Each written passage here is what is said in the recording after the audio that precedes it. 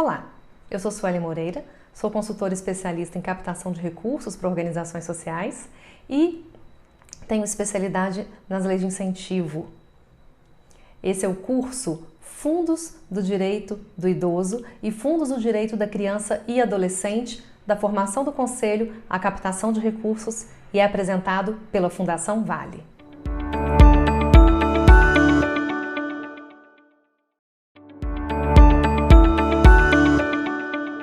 Quando a gente fala em projetos, há alguns conceitos básicos que a gente precisa aplicar às suas definições, não é? Os projetos, eles podem ser muita coisa. Os projetos podem ser de construção de prédios, a desenvolvimento de um novo software, ou pode ser um conjunto de ações que está limitado ali dentro de um determinado tempo. Verdade, tem uma definição do que é projeto, que é do PMBOK. O PMBOK é o Guia Internacional de Gestão de Projetos, que diz o seguinte, que um projeto ele é um esforço temporário empreendido para criar um produto, um serviço ou um resultado exclusivo. E é sobre isso que a gente quer falar. Por quê? Porque para solicitar recursos aos fundos do direito da criança e adolescente ou fundos do direito do idoso, normalmente a gente solicita esses recursos para serem aplicados num projeto, num conjunto de ações, certo? Que a gente vai dizer que, olha, eu quero X de recurso para executar essas ações nesse determinado tempo.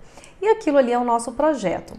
Bom, o fato do projeto ser temporário, um esforço temporário empreendido para criar um produto, serviço ou resultado exclusivo, significa que ele tem início e final definido. Não quer dizer que o projeto não pode ser ações que a instituição faz de forma duradoura, perene.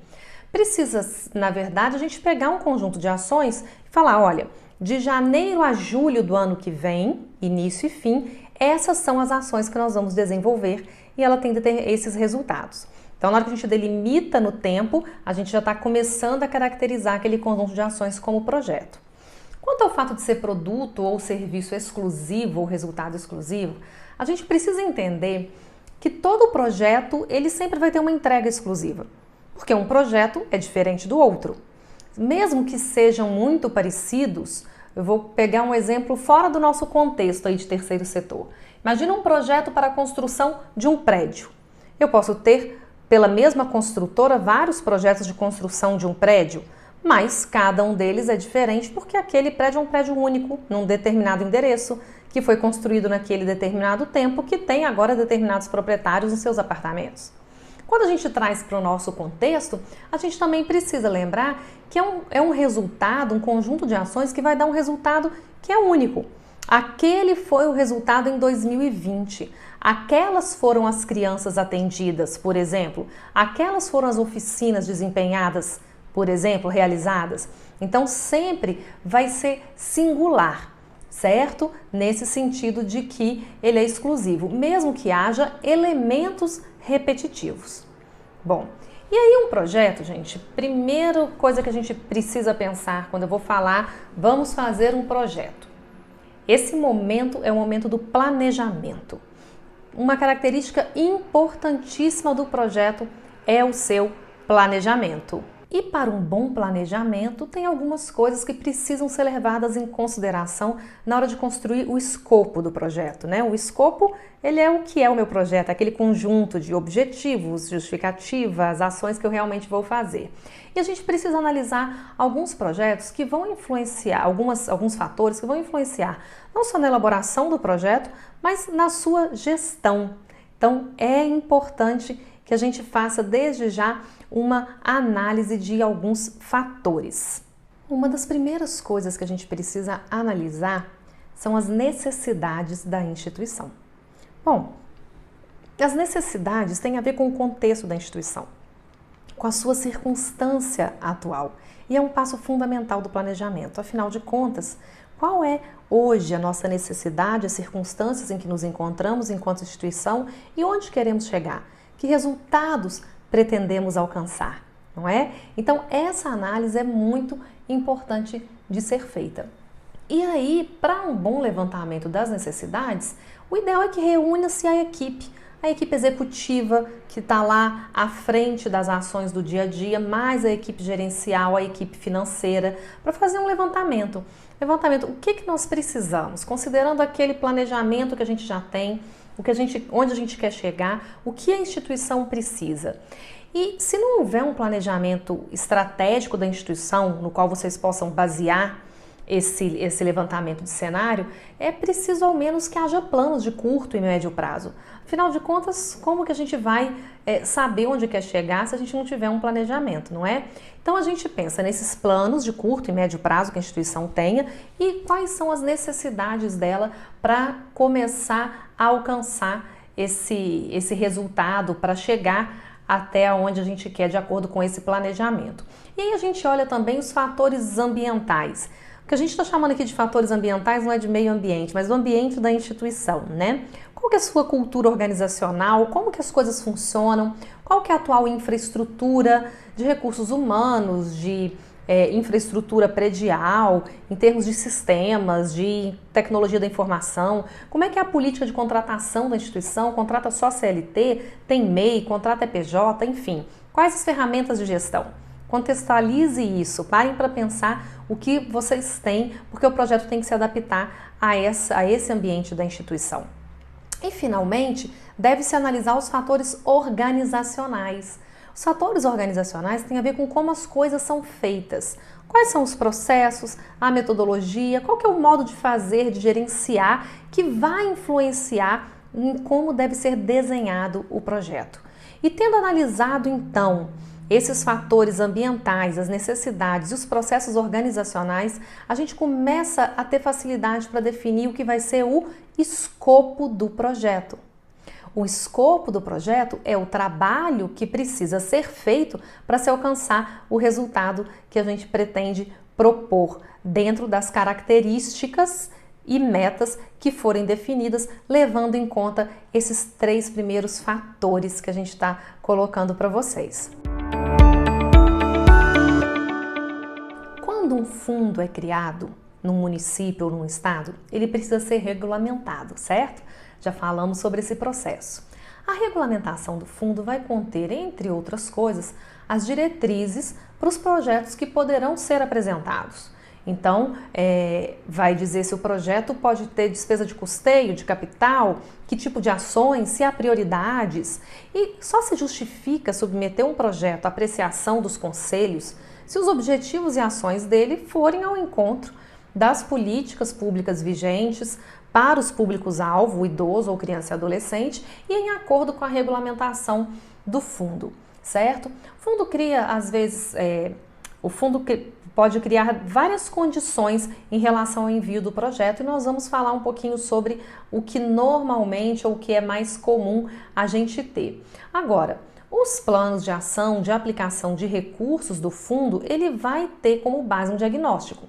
Se ele tem como base um diagnóstico, então ele também vai conseguir estabelecer prioridades. E obviamente que as ações que serão propostas pelas instituições devem ir ao encontro dessas prioridades, porque essas prioridades devem refletir as demandas daquela comunidade, daquele território, aquele município, aquele estado, enfim.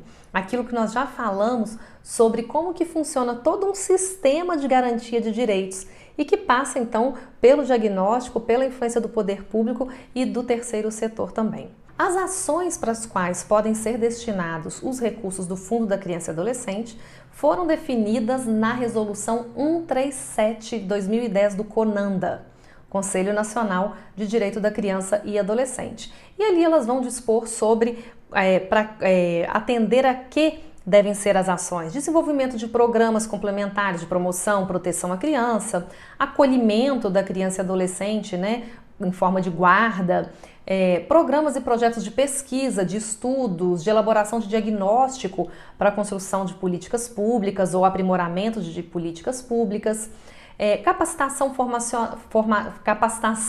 e formação dos profissionais, entes, atores que compõem o sistema de garantia de direitos, enfim, e programas e campanhas educativas, entre outras coisas. Você encontra detalhadamente todos os pontos dessa resolução lá na nossa apostila.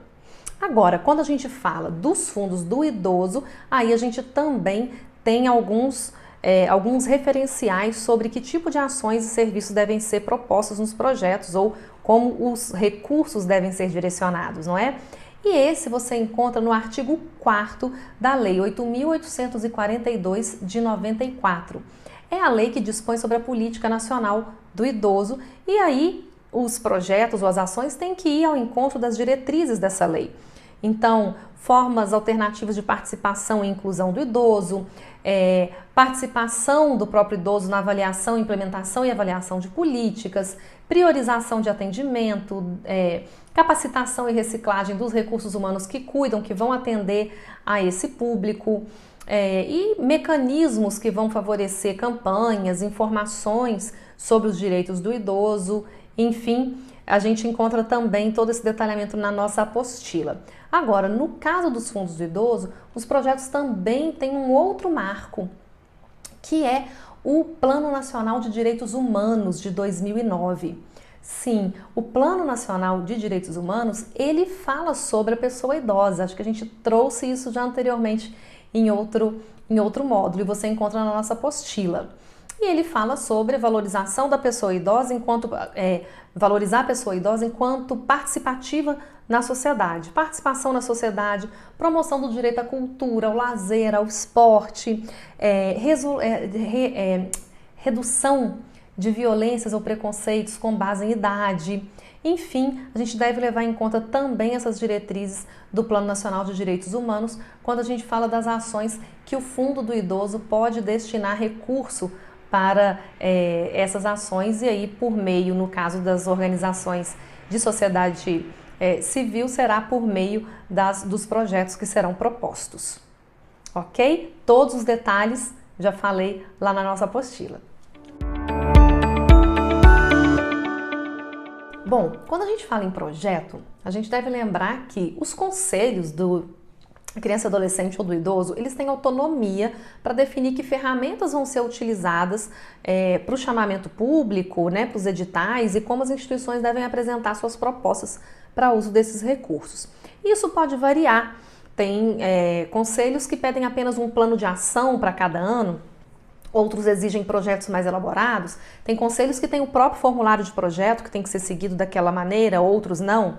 Então o conselho vai definir e ele pode até disponibilizar um formulário padrão ou ele pode pedir para a instituição apresentar do seu jeito. Então, o que a gente vai ensinar aqui para vocês é o que é o básico que um projeto tem que ter. Se o conselho não tem um formulário padrão, você pode seguir mais ou menos essas diretrizes que a gente vai falar. E se ele tiver, você pode usar o que a gente está ensinando aqui também para te ajudar a preencher esse formulário, tá bom? E aí vai uma dica para vocês. Uma coisa que eu sempre recomendo é que a instituição não faça projetos só para aquele edital de chamamento, mas que ela tenha projetos de prateleira. O que são projetos de prateleira? Você tem as ações da instituição de acordo com as suas finalidades. Então vocês já sabem quais são as necessidades, qual o seu planejamento de curto, médio prazo e podem fazer projetos específicos que vão servir para o edital público em relação ao fundo, mas para outros editais que você também possa utilizar esses projetos. Assim você vai estar buscando oportunidades para as suas necessidades e não inventando coisa para atender um edital que não vai ao encontro realmente do que você precisa. Bom, para organizar o escopo do projeto, você vai começar a elaborar o projeto. A gente vai dar para vocês aqui alguns pontos, alguns tópicos que devem compor esse escopo do projeto. Vamos lá? O projeto tem que ser composto de pelo menos uma apresentação da instituição, objetivo geral e objetivos específicos, ter uma justificativa, ter etapas e atividades bem definidas, ter também metas e os indicadores que vão monitorar essas metas.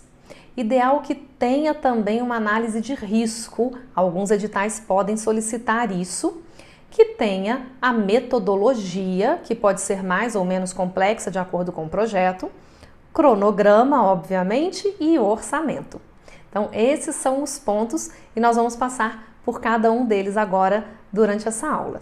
A apresentação da instituição é uma coisa simples.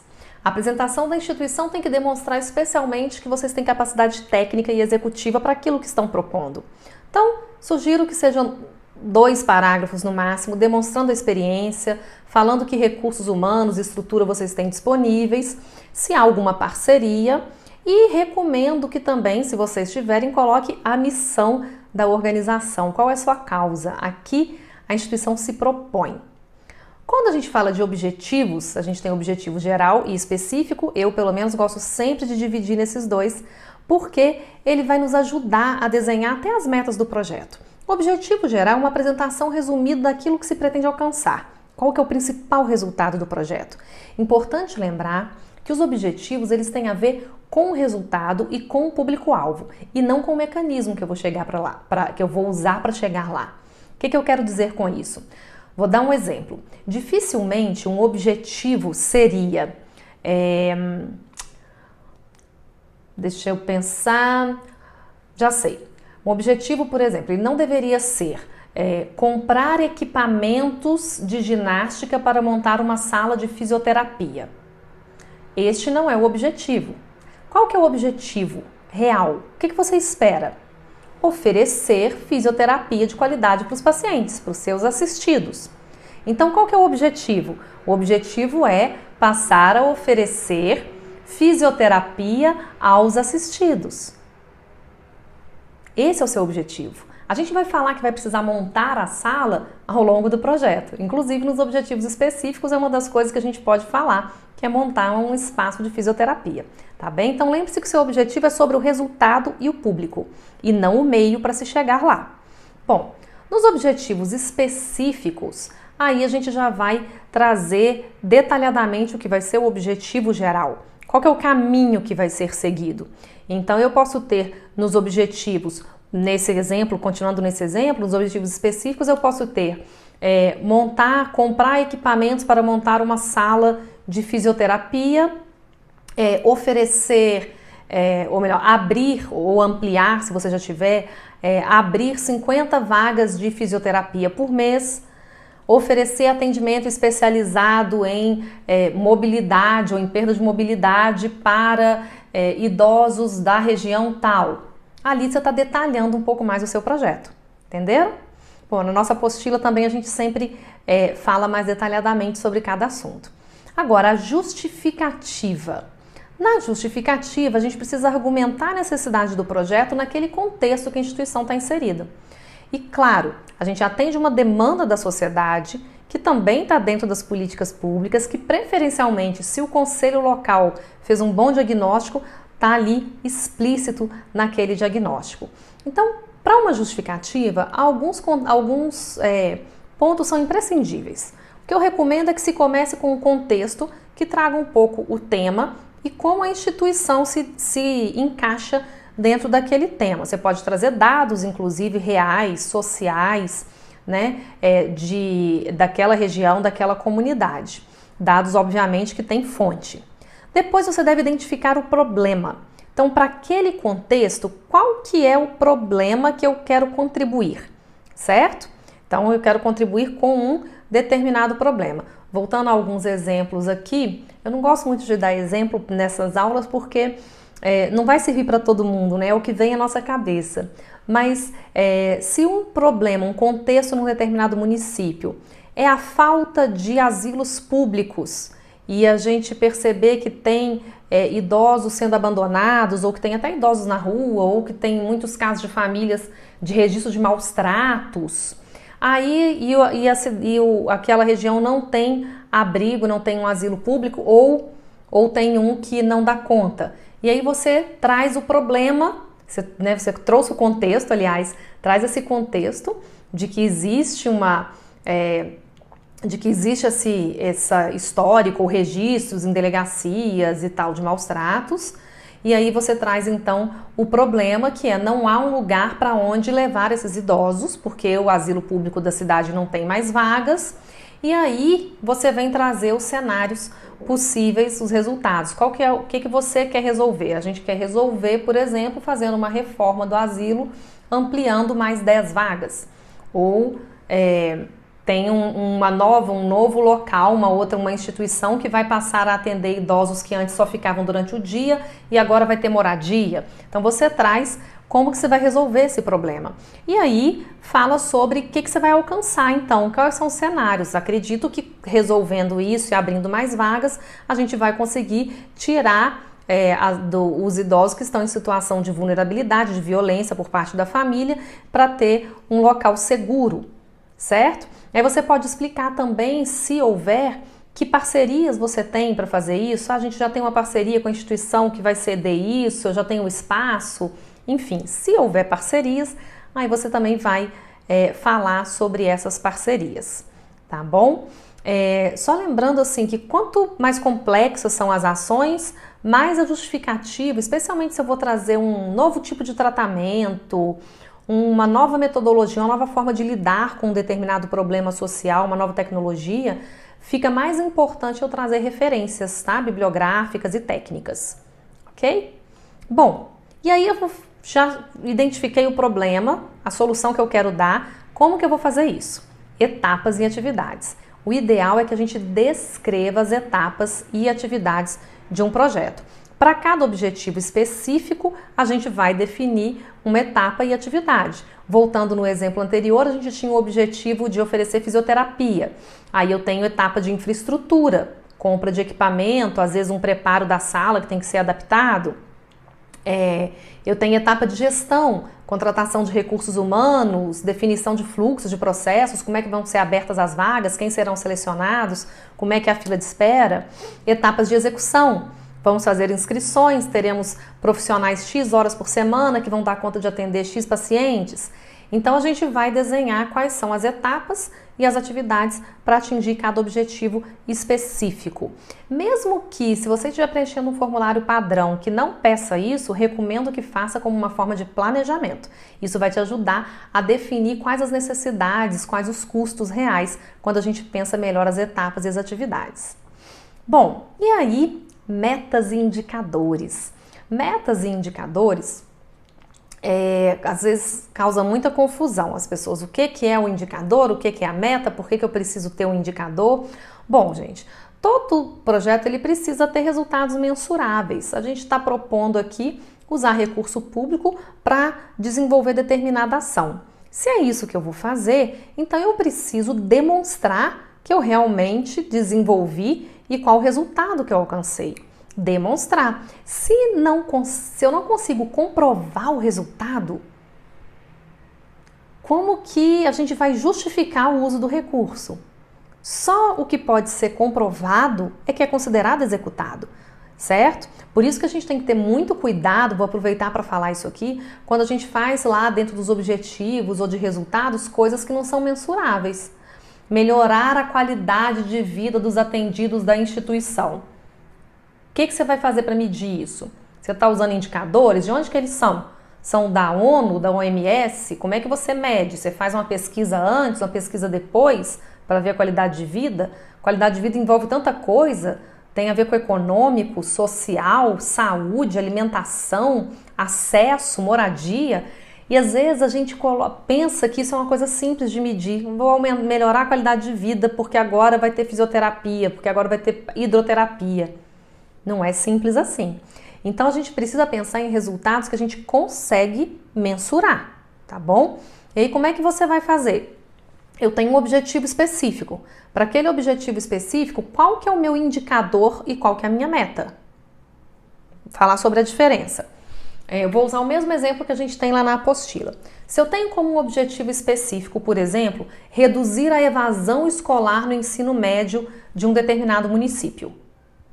E aí, qual que é o meu indicador de que eu reduzi a evasão? Se depois de um ano, qual que é o meu indicador? O meu indicador é o percentual de redução da evasão escolar, certo?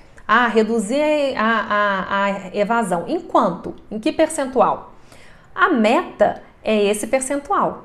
A nossa meta é reduzir em 30%, é reduzir em 50%. Essa é a sua meta. Agora, como que eu comprovo? Aí vem a última parte, que é o método de cálculo ou método de comprovação. Para eu comprovar que eu reduzi num determinado percentual, eu preciso ter comparativo. Então eu vou comparar os registros escolares, por exemplo, do ano anterior ou a média dos últimos 3 anos com o resultado que eu tive com o ano do projeto. E aí eu falei assim, olha, em relação nos últimos 3 anos, a média de evasão escolar foi de 20%. Então, como que a gente vai reduzir isso? Eu quero reduzir em 50%, quer dizer que eu quero trazer para 10%. Aí a gente faz todo o programa, que tem como uma das metas isso, seja um programa de atividades na própria escola, fora do horário de aula, sejam programas de reforço escolar, seja programa, enfim, vocês sabem muito melhor do que eu como fazer isso. Mas, no final, você consegue medir. Neste ano do projeto, a gente teve, ao invés de 20%, 10% de evasão escolar, 5%. Olha, atingimos a meta, tá bem? Então, o importante é isso, ter objetivo específico, indicador, a meta daquele, relativa àquele indicador e como que eu vou comprovar. E isso tem que ser pensado cá no início do projeto. Tem que ser viável. Quando eu estou elaborando o projeto, eu já tenho que saber se eu consigo mensurar ou não os resultados que eu estou propondo. Bom, e aí vem a análise de risco. A análise de risco, gente, é uma condição incerta, que pode ser normalmente externa e que, se acontecer, vai ter impacto sobre o projeto, certo? Então, ela pode impactar o prazo do projeto, o custo do projeto, os indicadores, a metodologia. O risco pode ter diferentes causas e pode ter diferentes impactos. Nem sempre a análise de risco ela é solicitada nos editais, mas quando tem e está lá no formulário, ela é uma importante ferramenta de gestão. Por quê? Porque a gente pensa antecipadamente. E se isso der errado? Qual que vai ser a minha solução para manter as minhas metas ou mais próximo? Qual que vai ser a minha solução para manter o prazo que eu previ ou dentro do custo, certo? E aí, gente, tem uma técnica relativamente simples para ajudar a identificar os riscos, que é fazer uma análise SWOT. Vocês já ouviram falar disso? Ou FOFA em português. Que quer dizer o quê? A análise FOFA identifica as forças e oportunidades, as fraquezas e ameaças. As forças e as fraquezas são pontos fortes e fracos da própria instituição, que vão se relacionar com o que há no ambiente externo, certo? Então, as forças e fraquezas, elas vão dizer o quanto a instituição consegue lidar com um determinado evento, porque ela tem aqueles pontos fortes ou fracos. Vou dar um exemplo simples de vocês entenderem. Se a gente tem como força da instituição, por exemplo, um bom fundo financeiro. Se alguma coisa der errado, eu tenho de onde tirar dinheiro. Isso é um bom ponto forte. Ponto fraco é não ter reserva nenhuma, porque se algo der errado, eu não tenho como, se acontecer alguma tragédia, se a gente tiver um estrago, pode ser uma coisa totalmente externa. Se a gente tiver uma tempestade que derruba o muro da quadra, tenho dinheiro para fazer isso? Não tenho, estou zerado. Então isso vira um ponto fraco. Agora, a tempestade já é a ameaça. Ameaças e oportunidades são externos ao contexto da instituição. E a gente tem que considerar quais são os possíveis ameaças que a gente pode sofrer, que vão trazer risco para o projeto e como que a gente vai, então, mitigar esse risco? Como que a gente vai lidar com ele para que ele tenha menos impacto ou como que a gente vai lidar com esse impacto dentro da instituição? Lá na nossa apostila a gente detalhou mais sobre como você pode fazer essa medição de que riscos você tem e se preparar melhor para isso. Bom, e aí finalmente a gente tem a metodologia. A metodologia ela é essencial para quem está analisando o seu projeto, o técnico que está analisando, entender, visualizar como que aquilo vai ser feito. E olha, tem uma coisa que eu vejo muito comum. Às vezes a instituição ela consegue vislumbrar muito facilmente como aquilo é feito, porque faz parte do dia a dia dela, mas fala como se falasse para dentro, como se falasse para o colega ao lado que também sabe. E a gente tem que falar pensando que quem vai analisar o projeto não conhece o contexto da instituição, não conhece, não sabe como as coisas acontecem e às vezes não conhece nem aquela determinada ação, aquela determinada tecnologia que está sendo usada. Então, a metodologia, ela pode ser feita para cada objetivo específico ou de uma forma mais genérica, vai depender aí da complexidade do seu projeto. Ela é uma parte mais técnica da escrita do projeto. e deve realmente detalhar as atividades, a frequência das atividades, o resultado, quem são os responsáveis, sabe? É como se o meu projeto, por exemplo, for de oficinas, eu tenho que dizer quantas oficinas por semana para cada assistido, qual que é a frequência, não é? Quanto tempo ela dura, quais são os temas que são trabalhados, que materiais são utilizados. Então, a oficina de arte-terapia. Então, a gente vai falar sobre tudo isso. Que materiais? O que vai ser desenvolvido? Quem que dá a oficina? Quanto tempo ela dura? Qual que é a frequência dela? Tá bom? A gente vai detalhar. E como que é feita, às vezes, a seleção dos beneficiários, se são novos beneficiários. A gente vai detalhar na metodologia tudo isso e se for projeto de capacitação de recursos humanos, o que é a metodologia? O plano pedagógico. O plano pedagógico deve ser detalhado e ele vai ser aí a metodologia do projeto. Bom, quase por fim a gente tem o cronograma. O cronograma é muito simples. Quase todo planejamento que a gente faz, todo projeto tem que ter um cronograma. O tipo de cronograma mais utilizado é um que chama gráfico de Gantt. A gente vai mostrar aqui para vocês como é que ele funciona. Eu sugiro fazer da seguinte forma. Veja nessa tela. A gente tem o objetivo específico e para cada objetivo específico a gente tem as atividades. Para essas atividades eu vou marcar ali em que mês ela vai ser executada. Aqui, olha só, eu tenho para um objetivo de implantar um espaço dedicado ao bem-estar físico dos idosos do Lar Sol Nascente. O que eu vou precisar fazer? Tem uma limpeza e preparo do espaço que está sendo destinado à sala, porque hoje ela é depósito. Estou ali colocando. Aí eu vou adquirir os equipamentos que a gente quer colocar ali, sejam de ginástica, por exemplo. E aí eu tenho que contratar recursos humanos, tem que ter um professor de educação física que vai trabalhar ali, certo? Então, definir turmas e horários, fazer as inscrições e então começar as atividades. Então a gente faz esse objetivo específico nesse tipo de tabelinha, é o modelo mais usado. Vamos agora para o orçamento. Gente, um bom orçamento, normalmente ele vai ter duas partes. Uma memória de cálculo, eu chamo assim, muita gente chama simplesmente de orçamento, mas é porque eu estou falando em memória de cálculo porque ela é bem detalhadinha com todas as rubricas, não é? E um cronograma de desembolso, que vai pegar, igual tá ali no cronograma que a gente acabou de mostrar, e mostrar quanto custa isso mês a mês. Bom, a memória de cálculo, ela deve apresentar os itens normalmente separados entre o que é despesa de capital, ou seja, equipamentos e materiais permanentes, e o que é de custeio, como recursos humanos, material de consumo. Então, deem uma olhada nessa tela. Aqui eu fiz essa separação e uma sugestão de tabela, que tem cada item separado já por custeio e capital. Para cada item eu tenho a quantidade de itens. Então, se computador eu vou comprar um só, tá ali. A ocorrência é quantas vezes aquela despesa acontece. Ora, computador eu compro uma vez, tá ali um só. E aí o valor unitário e o valor total. Agora, vejam que quando se trata de itens, a ocorrência normalmente ela é uma só, porque eu só compro uma vez. Agora, quando se trata de salários ou de material de consumo, aí a gente tem mais compras normalmente.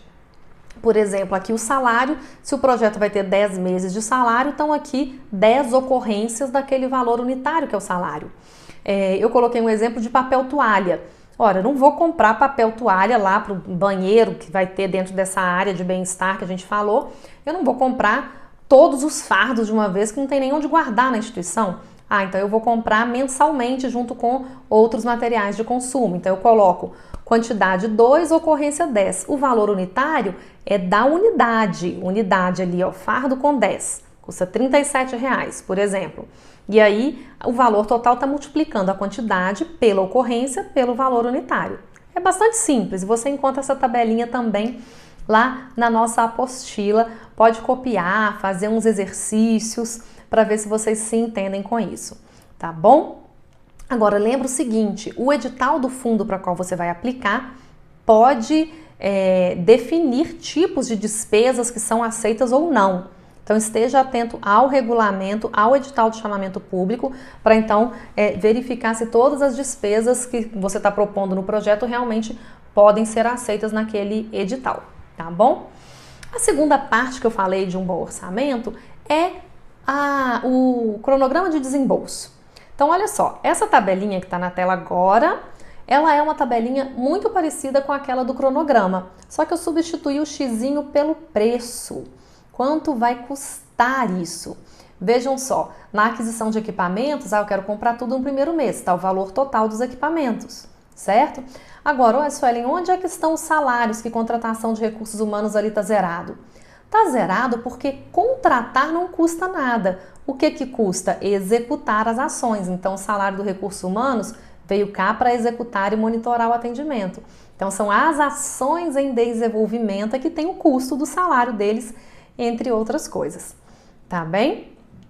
Então, esse é o modelo e vocês encontram também lá na nossa apostila. Bom, a gestão do projeto é responsabilidade única e exclusiva da instituição. Liberou os recursos, o projeto começou, a instituição é responsável civilmente, é responsável pela gestão daquele recurso, é responsável pela execução das ações, é a única responsável, não pode jogar a culpa em ninguém. Então é muito importante se preparar. Eu acho que você deve se preparar para a execução do projeto, na verdade, desde o momento que está elaborando. É quando a gente pensa nos indicadores, nas formas de monitoramento, certo? Bom, então, o que é importante? A gente vai dar aqui umas dicas gerais para uma boa execução do projeto. É importante que tudo que for feito no projeto seja registrado. Tudo, os pagamentos, as ações, que estrutura foi montada, que contrapartidas foram cumpridas ou não, teve matéria de jornal, teve lista de presença assinada como comprovante de presença, tem foto, tem vídeo, nota fiscal, contrato. Tudo que for feito tem que ser registrado de alguma forma. Só existe se foi registrado para âmbito de prestação de contas. Tudo que foi pactuado no projeto tem que ser cumprido. Aprovei um projeto com determinadas metas para ser cumprido num determinado prazo, com determinado volume de recurso.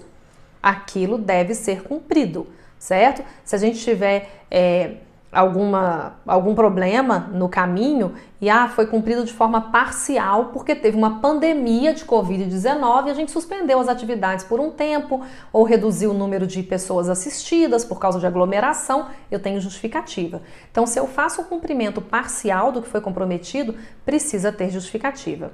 E todas as ações do projeto são públicas. O que isso significa? Significa duas coisas, que tudo que for feito tem que ter comprovante, porque isso tem que ter transparência e pode dar acesso a outros, não é? Então tem que haver evidência e tudo deve poder ser acessado. Quanto mais a gente publicar, falar do projeto, melhor. Lembrando que o projeto está sendo executado com recursos do Fundo Municipal do Direito da Criança e Adolescente, por exemplo, tá bom? E todas as normas devem ser obedecidas, muito importante. Considere a legislação vigente, considere todas as regras, limites estabelecidos, formas, tipos de pagamento, tanto numa legislação como o MIROSC, do qual a gente já falou aqui, que vai falar sobre a parceria, né, o uso de recurso público numa parceria como essa com o fundo, quanto outras normativas que sejam ali características daquele fundo, não é? Seja municipal ou estadual, mas daquele território. Bom, é importante ter uma coisa em mente, vai uma dica aqui. Durante toda a execução do projeto, você tem que ter em mente que esse recurso, mesmo que esteja numa conta bancária da instituição, no nome da instituição, no CNPJ da instituição, é um recurso público. A sua função como proponente do projeto que recebeu esse recurso, ela é de gestão daquele recurso para executar as ações que foram combinadas, certo? Se você só tem uma função de gerir e não é dono do recurso, você não faz o que quer dele, você não muda de ideia, não se adapta. Eu quero fazer diferente, não vou usar para isso aqui mais, não vou usar para essa outra coisa. Não, alterações devem ser autorizadas, certo? Então, se há mudanças no projeto, elas devem ser submetidas à apreciação do conselho local responsável por aquele recurso antes que você proceda com ela. Bom, a forma de proceder com as compras ou com as contratações, inclusive a forma de cotação, ela poderá ser incluída nos regimentos de cada fundo. E o proponente tem que ficar sempre atento às normas do fundo. Independente dessas normas dispensarem, por exemplo, coisas como chamamento público ou licitação, que eu acho que é dispensável, o que não é dispensável é cumprir o princípio da economicidade. Então, para cumprir esse princípio, a instituição deve fazer cotações. Recomenda-se, no mínimo, 3 orçamentos que deverão ser anexados na comprovação lá depois do projeto na prestação de contas. Então, o que é importante? Faça pelo menos 3 orçamentos a cada compra ou contratação. Arquive esses orçamentos junto com a nota fiscal de qual deles você comprou, de menor valor, obviamente, não é? E o comprovante de pagamento. Tá bem? Então, recomendo que guarde esse material para que vocês possam depois prestar contas. E, claro, né, gente, as regras de gestão, é muito comum que elas estejam ali nos regimentos e você tem que ficar atento a todas as regras que estiverem nesses regimentos dos fundos e dos conselhos. Então, a tomada de preço sempre deve ser feita, ok? Todas as despesas têm que ser comprovadas na prestação de contas. E para eu comprovar lá na prestação de contas, eu tenho que controlá-las aqui na gestão do projeto, certo? Para a comprovação das despesas, eu vou recomendar que vá a alguns documentos. Primeiro, os comprovantes de tomada de preço, que eu já acabei de falar. Depois, a nota fiscal da compra ou do serviço. No caso de serviço, a cópia do contrato. No caso de contratação de profissionais CLT, a cópia dos contra-cheques. Se o profissional for contratado como MEI ou como pessoa jurídica, outros tipos de pessoa jurídica, quando for permitido, então a cópia do contrato e de cada nota fiscal. O comprovante dos pagamentos, seja via transferência bancária, boleto, cópia de cheque ou Pix, que agora tem mais essa forma de pagamento. E, preferencialmente, uma foto do item adquirido. Comprei computadores, eu guardei então para os computadores todo esse kitzinho. As cotações, a nota fiscal, o comprovante de pagamento e a fotografia do item. Tá bem? A prestação de contas de um projeto, ela é feita em relação a 2 temas. Ela não é só financeira, nem é só de cumprimento dos resultados, mas a gente tem as 2 coisas. A prestação de contas precisa ser feita relativa à parte financeira, relativa à parte do cumprimento do objeto. Para a prestação de contas financeiras, as coisas são bem simples, na minha opinião, especialmente se você fez um bom planejamento e faz uma boa gestão, porque você vai precisar dos comprovantes de todas as despesas, dos relatórios de receitas e despesas feitos por um contador, não é? Os relatórios contábeis relativos àquele período de execução,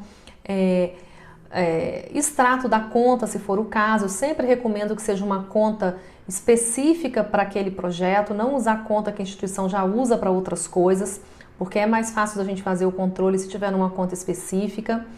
Então, para a parte financeira é isso, é uma boa gestão com todos os comprovantes, lembrando de todas as normas. Agora, para a parte de cumprimento do objeto do projeto, a gente precisa comprovar que todos os objetivos foram cumpridos, que as metas foram cumpridas dentro daqueles indicadores pré-determinados, certo? E aí, o que a gente precisa? Primeiramente, eu recomendo sempre ter um relatório de texto livre, um relatório contando como foi a execução do projeto, o que aconteceu, especialmente se tiver havido alguma coisa externo à instituição, algum evento externo ao poder da instituição que tenha influenciado, impactado as suas metas e resultados. Agora, você precisa comprovar aquelas metas que foram previstas, certo? Ou quanto delas você conseguiu atingir, de acordo com os indicadores. Então, lembre-se que para cada indicador a gente tem um método de cálculo. Num dos exemplos que eu dei, se eu tinha um método de cálculo lá, a comprovação do percentual de evasão escolar atual com o anterior, eu estou comprovando isso como? São os registros da própria escola, que foi foco do projeto, são registros da prefeitura, da Secretaria Municipal de Educação. Eu tenho que ter os registros de antes e de depois do projeto e fazer a comparação.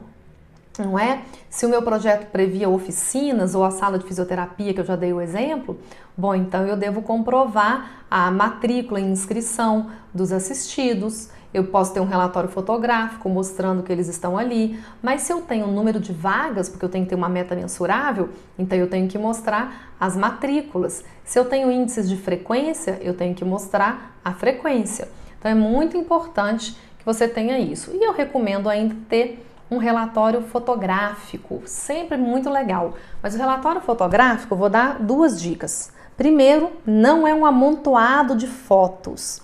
Tá? O seu relatório fotográfico, ele tem que ser bem organizado. Então não basta pegar um monte de foto e colocar.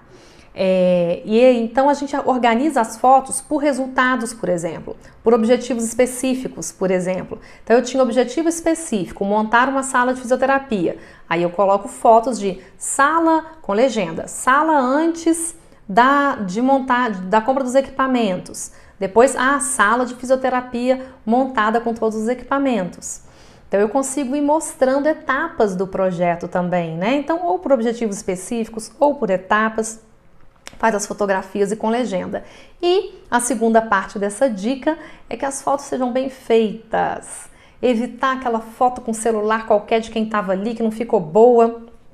Óbvio, nem sempre a instituição tem à disposição um celular que tem uma super câmera ou uma câmera profissional, mas a gente tem que ter o maior zelo possível com isso, não é? Porque aquelas fotos também podem ser usadas para dar publicidade ao projeto, para um possível relatório para um patrocinador, né? Para uma empresa que investiu diretamente no seu projeto, ok? Então, se a instituição não pode ter, pelo menos de vez em quando, em alguns eventos ou na conclusão de algumas etapas, chamar um fotógrafo para fazer as fotos bem feitas, é o ideal. Mas pelo menos, se não puder, ter bastante zelo com essas fotos, para que sejam boas, bem iluminadas, não é? Que não esteja tremida, faz quantas vezes for necessário. Isso é importante. Eu já falei disso aqui, mas é imprescindível lembrar que quando se usa recursos advindos do Fundo da Criança e Adolescente ou do Fundo do Idoso, a instituição é um ente privado gerindo recursos públicos. Isso exige muita transparência, não é? A gente não quer em momento algum ser alvo de questionamento, seja da sociedade, da população, seja do próprio órgão público, muito menos ainda do Ministério Público ou das entidades responsáveis pelas contas públicas, como são os tribunais de conta do município, do estado ou da União. Bom, então como esses recursos são públicos e pertencem a toda a sociedade, a gente tem que prestar contas direitinho. E tem uma questão: se o conselho permite que a empresa que direcionou o recurso, ela tenha escolhido o projeto, o que faz parte da autonomia do conselho, essa regra, né, de direcionamento de recursos, a gente tratou disso em módulos anteriores e tem na nossa apostila. Então, tem uma outra questão, é eu prestar contas para a sociedade, eu prestar contas para o conselho, para o estado, e eu prestar contas para aquela empresa doadora, não é? Que escolheu o meu projeto. Então, é muito importante a gente ter transparência. E quais são as formas, então? O que quer dizer, só em ter transparência? Pode vir aqui na instituição olhar tudo que a gente está fazendo. Minhas contas são abertas e a gente é um livro aberto. Não é isso. A gente precisa ter ferramentas para conseguir realmente atingir essa transparência, não é? Uma dessas ferramentas é um relatório de resultados e impactos do projeto, certo?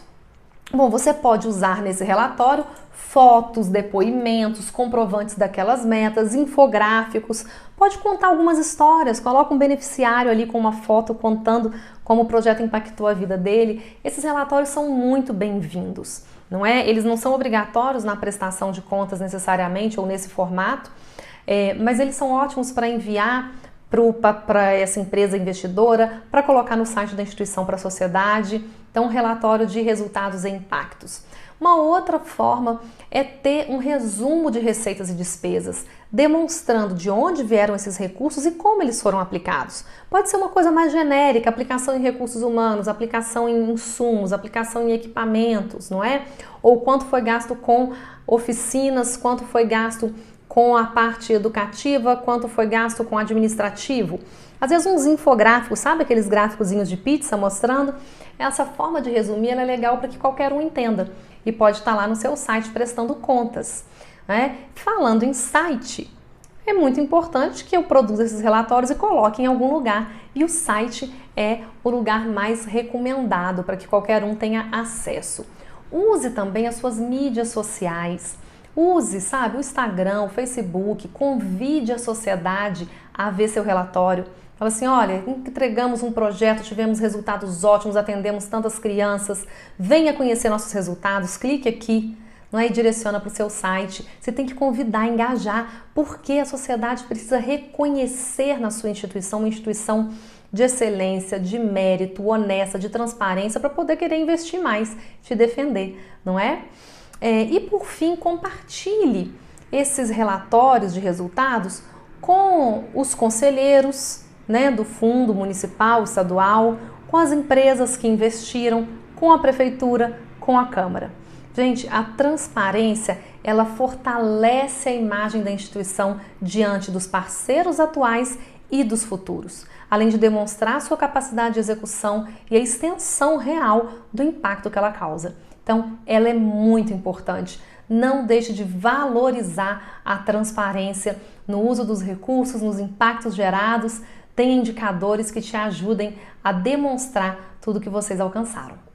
Bom, e por hoje é só. Eu vejo vocês aí na nossa próxima aula.